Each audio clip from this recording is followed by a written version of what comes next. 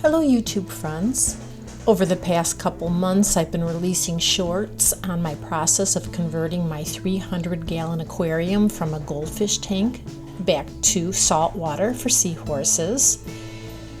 Here you can see I have a wet, dry, or trickle filter that will need to be converted, and I'm experimenting with 100 and 200 micron pads to really polish the water.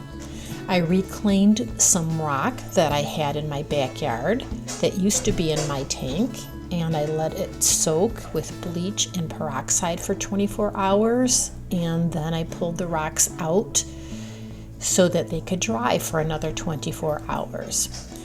While the rock was drying, I pulled out my 37-gallon aquarium and started to set it up for the goldfish. So you can see here I am using an aqua clear or fluval 110, which is a very large power filter. I wanted this large one because goldfish have a high waste output. Now you'll notice it comes with a giant sponge. There's a lot of capacity for media, but instead of using the sponge, I'm just going to use a polishing pad on the bottom, and that will give me a little bit more room for the nitrifying media that I'm going to be putting in that filter.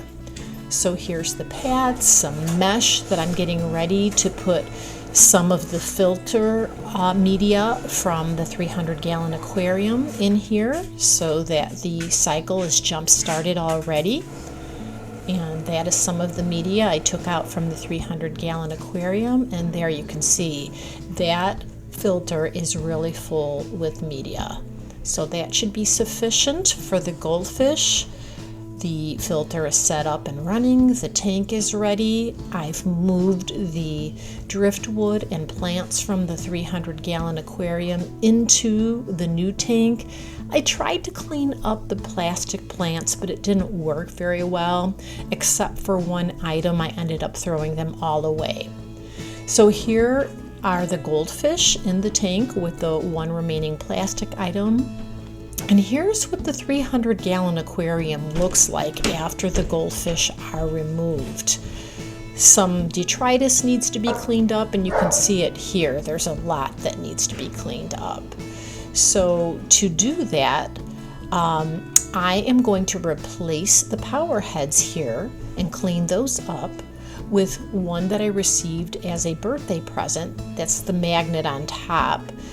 And when you open, you'll see that there is a giant power head which has the capacity to circulate up to 3,000 gallons per hour.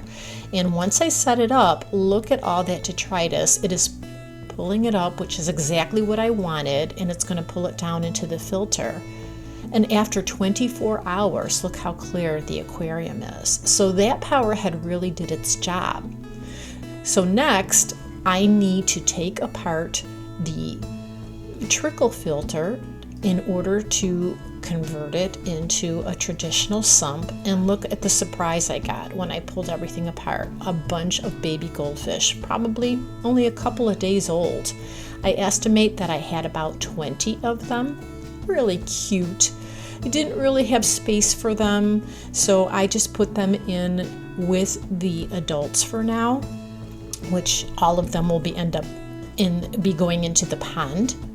And here is the filter, more like a sump, all cleaned up. And then I've added salt, I've added the rocks, I've got the protein skimmer installed. Everything is running. And I put some blue tape there because it is a converted trickle filter. I have to be careful with how high the water line is so it doesn't overflow if electricity goes out. Here I'm checking the salt level. We're right where we want it to be, and then I add some aquarium ammonia and nitrifying bacteria to jumpstart the cycling process. Then I add some macroalgae to get things going. It seems so bare in the tank, and I put some nylon over the power head so that the seahorses and animals wouldn't get trapped. You can see there are some ghost shrimp in here that I've added, and some Sareth snails. And then I did get a little bit of a surprise. Turns out there was a baby fish in my order of ghost shrimp, and I learned later it was a pinfish, which is not a good animal to have in a tank with seahorses. It was quite difficult catching him, but I did. But I did notice a problem. The nylon on the power head was restricting the flow too much. So I put mesh on it, and you saw all of the debris, which told me that I needed to make a change. But then that turned into a problem, and shrimp and plants were getting caught. So I ended up putting my old power heads back on. They're cleaned up, but you can see that the space is very narrow. So unlikely that seahorses will get caught in there, and the shrimp seem to not be getting stuck in there as easily either. So here's where the tank is right now. I've added a little bit more macroalgae. I've added some amphipods. Here is a homemade hitching post that my husband and I made out of a plastic trellis for plants, and we added some silicone into some coral to stand it up. And then my last step was to change out the bulb in my UV sterilizer. So of course I turned off the electricity, double checked to make sure that everything was unplugged, and then the next step was unscrewing the cap and pulling out the lamp or bulb. And if you look carefully, that bulb looks dark, which says it was definitely time to change. And look how clear the new bulb is. So I insert the new bulb, and then my next step is to put the cap back into the housing. And then I'm going to twist that into place. Here it goes.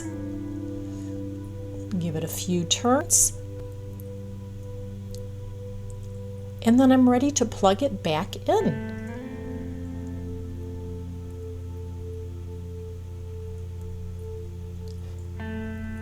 So once that's plugged in, everything's just about ready. I'm going to give a little bit more time for the macroalgae to mature, but things are on track. Hope you enjoyed the extended version. Thanks for watching. Take care.